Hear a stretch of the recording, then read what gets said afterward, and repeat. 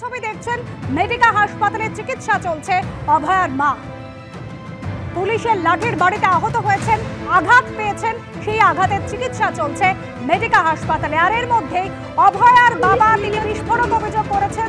তিনি বলছেন রাজ্য সরকারের চাপে অভয়ার মাকে ভর্তি নেয়নি মেডিকা হাসপাতাল।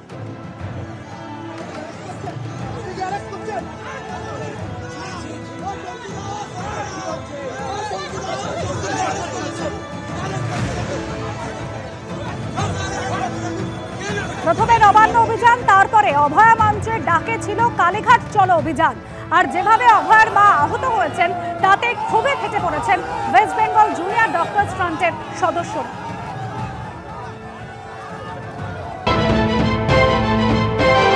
যে জিনিসটা হয়েছে, যে জিনিসটা পুলিশ করলো, এর জবাব কিন্তু পুলিশ মন্ত্রীকে দিতে হবে, এর ফল কিন্তু ভুগতে হবে।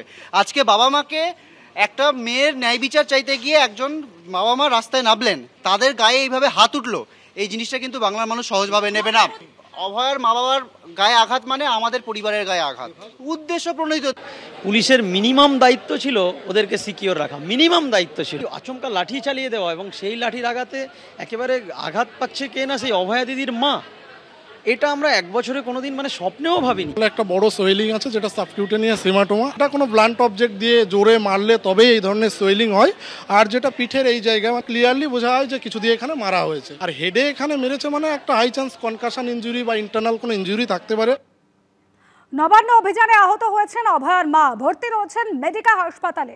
আর গতকাল রাতে অভয়ার মাকে দেখতে গেলেন তামান্না খাতুনের মা, যিনি কালীগঞ্জে নিহত তামান্না খাতুনের মা বাবা গতকালই কালীঘাট চলো অভিযানে সামিল হয়েছিলেন। তিনি বলছেন বিচারের দাবিতে লড়াই চলবে। হাসপাতালে গিয়ে অভয়ার মাকে বলে এলেন তামান্নার মা।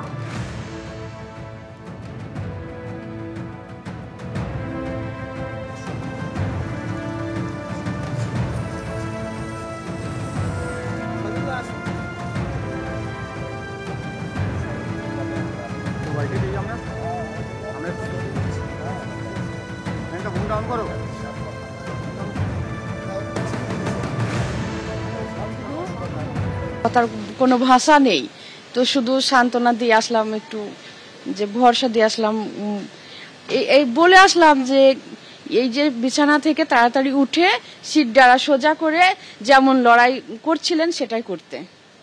আর আজকে মেয়েরে যে বিছানায় শুয়ে দিয়েছে ভয়ে আর উঠবে না, এটা না করে আবার বিছানা থেকে ওষুধ খেয়ে খাবার খেয়ে সুস্থ হয়ে সিট ডাড়া সোজা করে উঠে আবার আন্দোলন করতে, রাস্তায় রাস্তায় হাঁটতে।